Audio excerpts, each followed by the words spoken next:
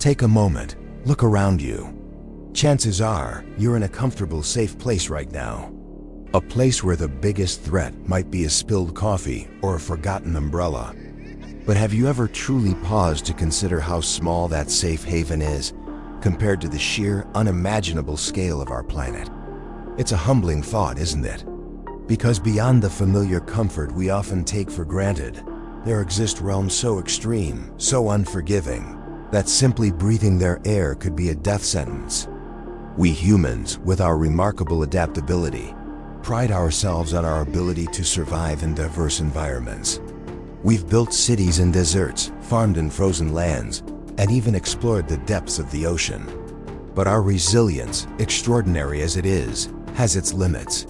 Far beyond the reaches of our everyday lives lie places that defy human habitation, places that actively repel life itself.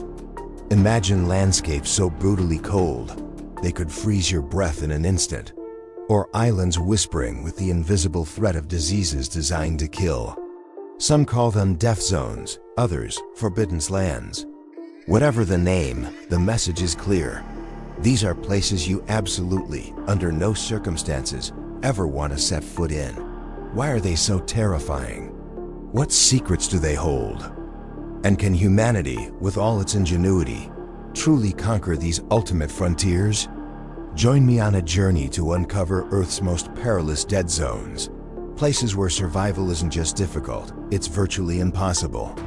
And if you're intrigued by the hidden dangers of our world, remember to hit that like button and subscribe to our channel, Primeval Universe, for more explorations into the unknown. Let's dive in. Please like and subscribe to my channel. Please comment what you want to suggest to me.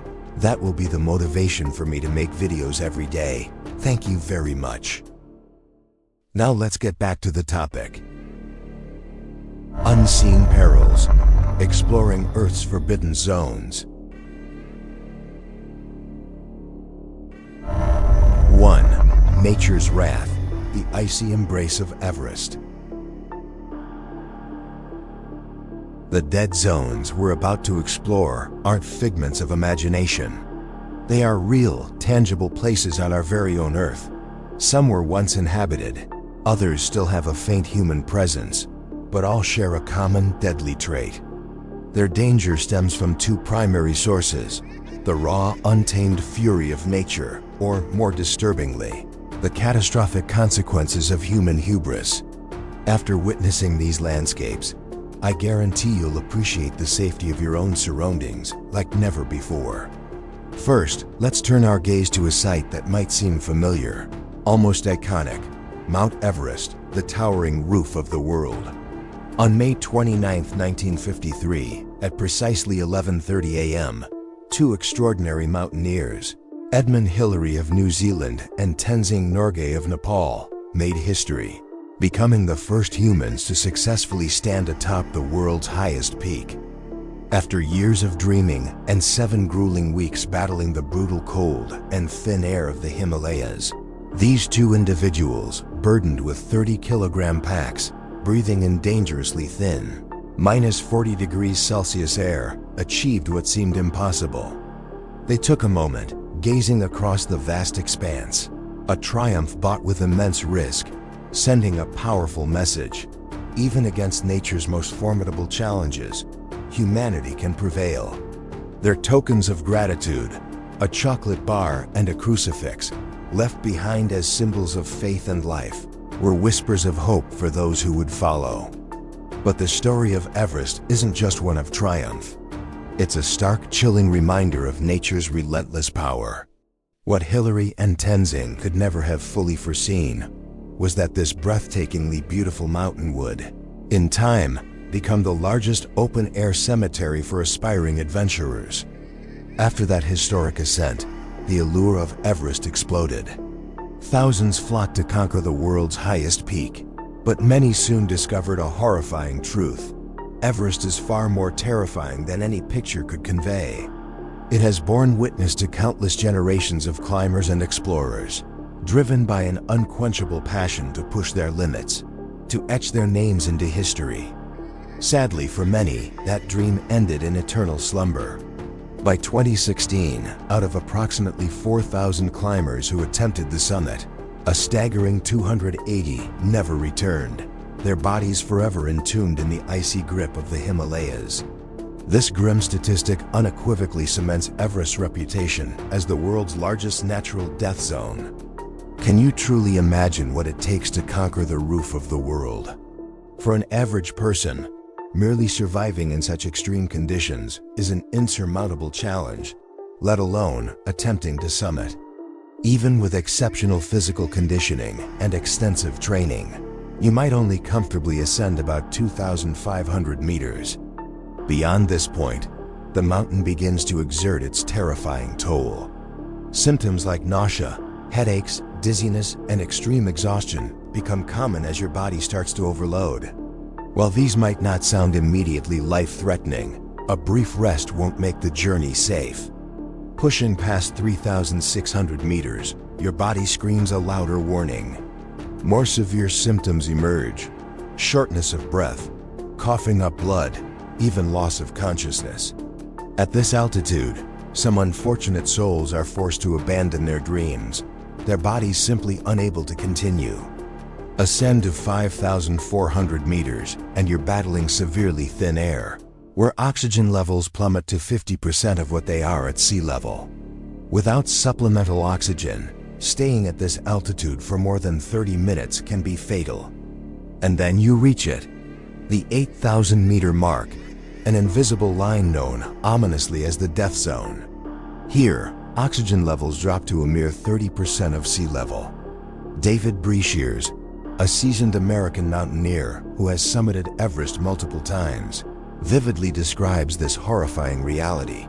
In the death zone, even with supplemental oxygen, it feels like you're running on a treadmill and breathing through a vacuum cleaner hose. How else can we define it? The death zone is a term used by professional mountaineers to describe any altitude above 8,000 meters, where oxygen becomes an unimaginable luxury for the human lungs. An amateur climber at this height could lose consciousness or even die within mere seconds without an oxygen mask. Even for seasoned professionals, excruciating headaches quickly set in, followed by disorientation and hallucinations. The combination of severe oxygen deprivation and sub-zero temperatures leads to vomiting, loss of direction, and terrifying delusions. Death is almost certain if oxygen and warmth are not provided within minutes. It's truly undeniable why Everest is called the graveyard of the world. For the average person, attempting to conquer it is an act of sheer madness. You and I would have virtually no chance of survival in such a place. Yet humanity always produces its exceptions. Individuals who defy the odds, who stare death in the face and emerge victorious. One such titan is Reinhold Messner, a true legend among mountaineers. Messner's passion for conquering peaks ignited at a remarkably young age. At just 5, when most children were simply playing, he was already embarking on his first expedition in the breathtaking Dolomites of Italy. By 20, he and his brother Gunther had earned their place among Europe's most talented climbers. For a man like Messner, genius barely begins to describe him. But to transcend genius and achieve true greatness, there was one peak he simply had to conquer: Everest. However, many had already summited. How could he achieve something even more monumental? The answer was audacious: conquer Everest without supplemental oxygen. Messner was the first to propose this seemingly suicidal feat. As we've discussed, reaching the death zone is perilous even with oxygen. Without it, it defied scientific understanding and the wisdom of his peers. Yet, against all opposition, on May 8, 1978, Reinhold Messner and Austrian climber Peter Habler touched the summit of Everest without oxygen. Messner later recalled the experience. At that moment, I was no longer myself. Everything became blurry before my eyes. My mind was completely numb. When I stood on the roof of the world, all I could hear was my own ragged breathing. We were gasping for the scarce oxygen in that extremely thin air. For anyone else, this achievement would have been the pinnacle of their career, securing their place in history. But for Messner, it wasn't enough. He found the shared glory unsatisfying. Just 2 years later, on August 20th, 1980, Messner set out for Everest once more, this time alone. His solo ascent of Everest became the most challenging journey of his life. "I climbed that summit alone and returned safely alone," he recounted. "While climbing, I slipped and fell into a crevasse at night, nearly giving up due to cold, hunger, and fear. But then, the burning desire to conquer Everest alone pulled me back to my feet to continue fighting. When I reached the summit, that feeling of exhilaration was no different from humanity's first steps on the moon. Everest is, and always will be, a formidable dead zone." Yet, Messner's incredible feat proves that human limits are often self-imposed. It's a powerful testament to the extraordinary potential within us, a reminder that even the most hostile natural environments can sometimes be overcome by sheer will and singular determination. But while humanity can, on rare occasions, bend nature to its will, there are other dead zones where our own actions have created an insurmountable peril. 2. Human error, Gruinard Island's anthrax legacy. Just a kilometer off the coast of Scotland lies the small island of Gruinard. Its once pristine beauty is now a ghost. Nearly 7 decades ago, human actions transformed it into one of the most dangerous places on Earth. Today, it stands devoid of human or animal life, an eerie post-apocalyptic graveyard straight out of a Hollywood movie.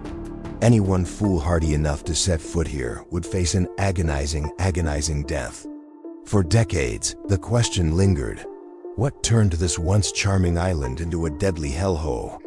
To answer that, we must rewind to the grim early years of World War II. In 1940, as the Second World War raged and the German Luftwaffe relentlessly pounded Britain, the British government faced a terrifying prospect: a biological weapons attack from Nazi Germany. In an era before nuclear weapons, biological warfare was the ultimate nightmare. Faced with this urgent threat, Prime Minister Winston Churchill demanded a counterweapon, a deterrent to Hitler's potential biological aggression. The British rapidly embarked on a secret project codenamed Operation Vegetarian, developing an anthrax bomb.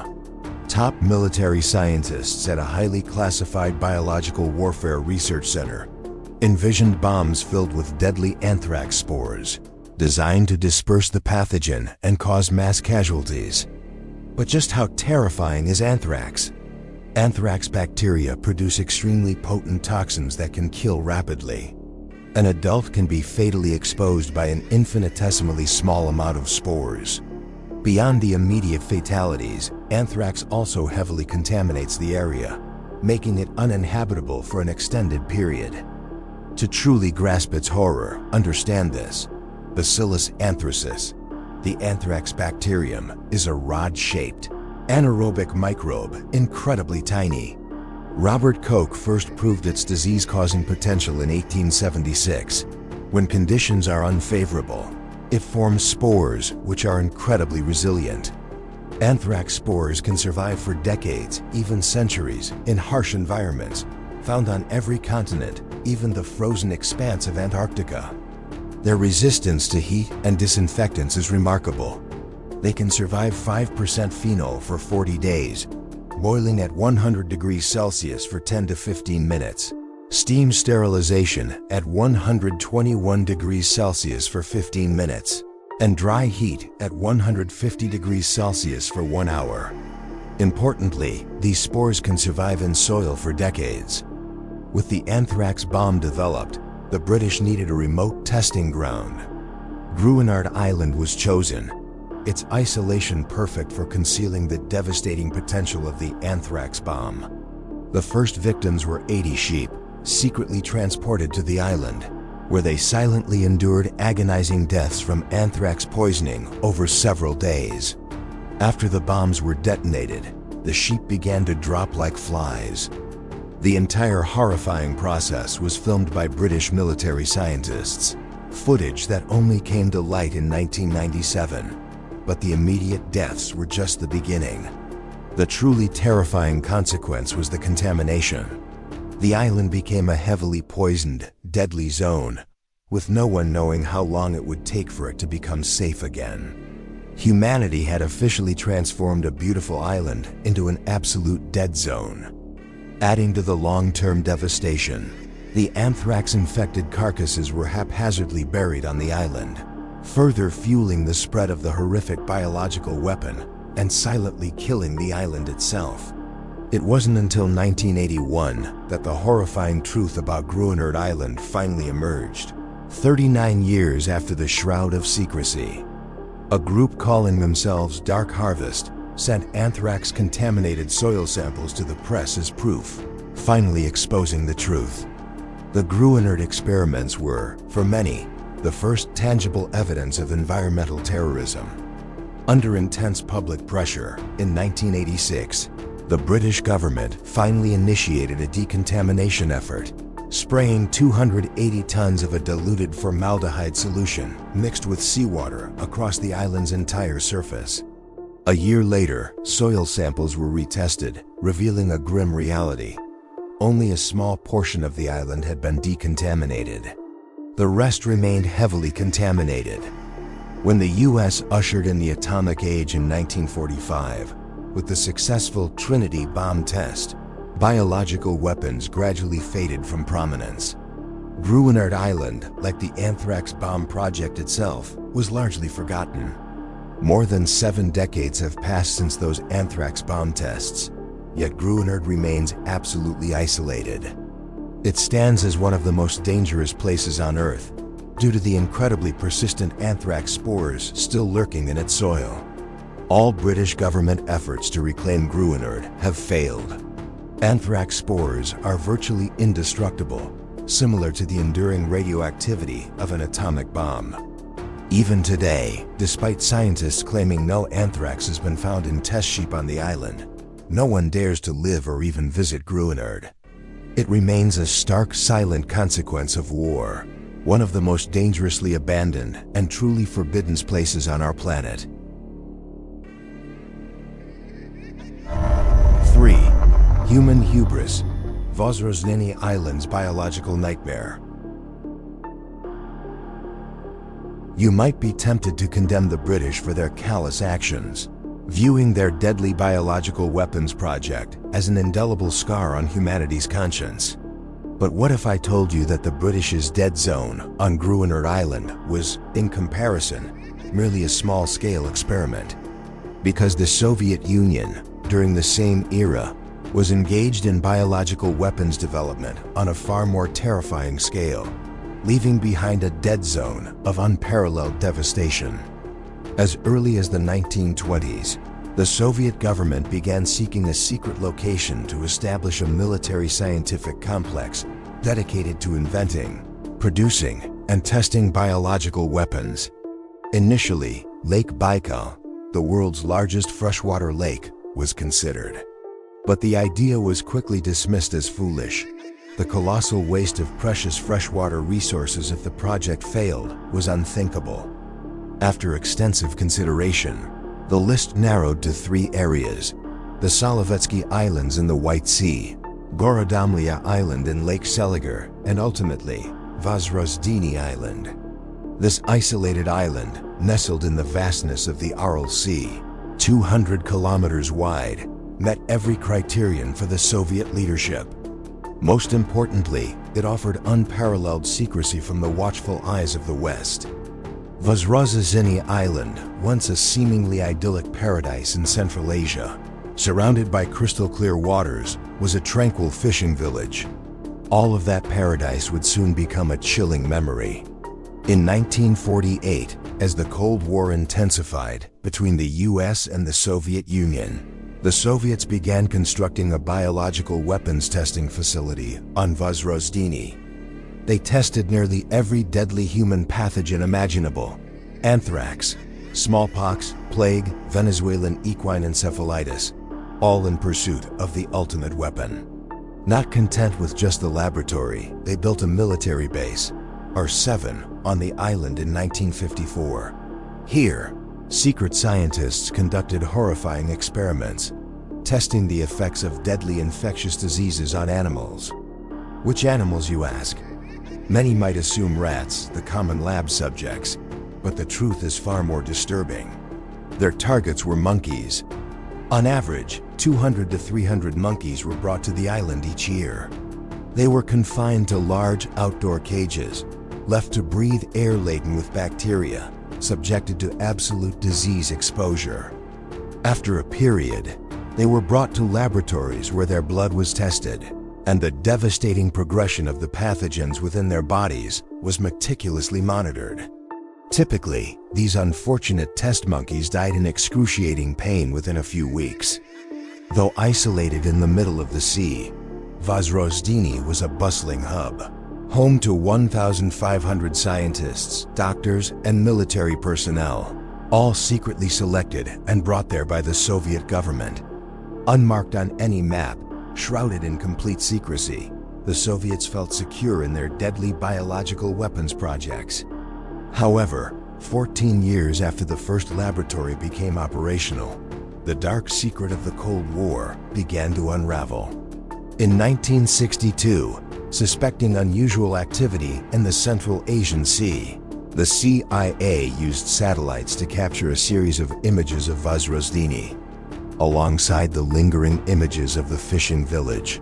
Used as a front were research buildings, an outdoor weapons testing site, and a small animal camp. The CIA, acutely aware of the arms race, didn't miss a single detail. Any move by the adversary was a target for investigation. The Americans immediately suspected a secret weapons project. A thick, meticulously detailed report, complete with information and images of Vozrozhdeny Island, was compiled by the CIA. After analyzing the soil, seawater, airspace, fishing village, weapons test site, and animal camps, the CIA suspected the Soviets were secretly using chemical or biological agents as weapons of war. They were right to suspect biological warfare on an isolated island in Central Asia, but they couldn't have imagined that the biological weapons components the Soviets were experimenting with were deadly pathogens capable of mass human destruction. Ironically, before the Soviets could perfect their ultimate weapon and deploy it against any enemy, they themselves became victims of the monster they created. The shocking incident was revealed through Professor Pyotr Burgasov's report. On July 30, 1971, Burgasov received reports of unusual deaths at R7. At the same time, the base was preparing to test its strongest smallpox strain in 23 years of operation. Approximately 400 grams of smallpox pathogen were released into the environment by a researcher. A short time later, a young female scientist working on the island suddenly fell ill after her research vessel approached the laboratory at an unsafe distance -15 kilometers, when the required distance was 40 kilometers. Despite rapid vaccination, the extremely potent strain infected her. Fortunately, death spared her, but she unknowingly infected 9 others in her living area, including children. 3 people, a woman and 2 children, tragically died. Aware of the pathogen's danger, the military immediately quarantined Vozrozhdeny Island, preventing a nationwide epidemic. Within 2 weeks, all residents on the island were vaccinated. All roads were blocked, and all vehicles leaving the island were meticulously inspected, all to prevent the devastating spread to Moscow. Ken Alibek, a former official in the Soviet biological weapons program, later revealed that the Soviet government deliberately chose an especially virulent and highly transmissible strain of smallpox for testing, before its official use as a biological weapon. The price of this ambition was immediate and devastating. The lives of many were cut short due to the officials' desire for a destructive weapon that was both cheap and highly lethal. And the horror didn't stop with humans. Just a year after the smallpox incident, the bodies of 2 missing fishermen were found on their boat, suspected victims of the disease who received no treatment. Subsequently, vast numbers of fish in the surrounding waters died for unknown reasons. And then, about 17 years later, 50,000 saiga antelope suddenly dropped dead in a mere hour. Personally, I find this particular detail difficult to fully verify, as no known disease on Earth can kill living creatures on such a massive scale in just 1 hour. And 50,000 antelopes is an enormous number. If they died, other animals would surely share the same fate. It's very possible this information was an exaggeration to emphasize the sheer lethality of the weapon the Soviets had developed. By the 1990s, the deadly secrets of Vozrozdeny began to leak out, primarily through defectors like Kenna Liebeck. When the Soviet Union collapsed in 1991, the concept of a doomsday weapon lost its meaning in the post-Cold War era. Combined with immense public outcry, the Soviet government was forced to officially close R7 in November 1991. All residents were evacuated within 2 weeks. All civilian and military infrastructure was abandoned, turning the island into a ghost town. Now, a critical question remained. What happened to the containers of dangerous biological pathogens when R7 was closed?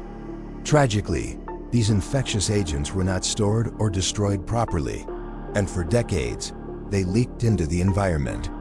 Approximately 200 tons of sludge containing anthrax spores were mixed with bleach and hastily buried in shallow pits on Vozrozdeny Island.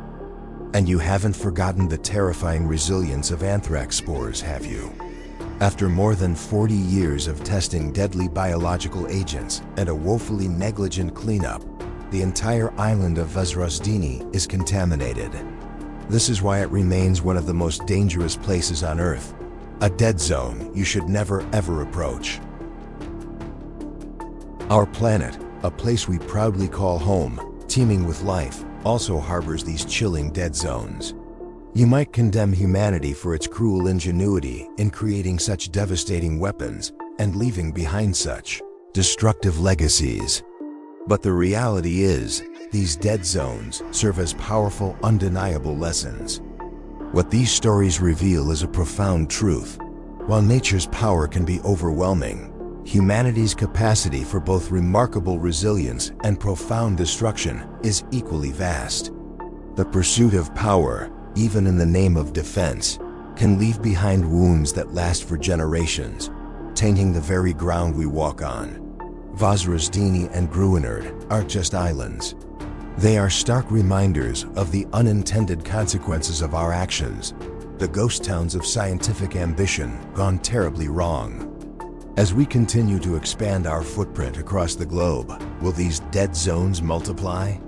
Will we be left desperately searching for the last rare pockets of true safety? The future, as always, is in our hands. Share your thoughts in the comments below. I'd love to hear your perspective on humanity's role in creating and preventing these forbidden lands.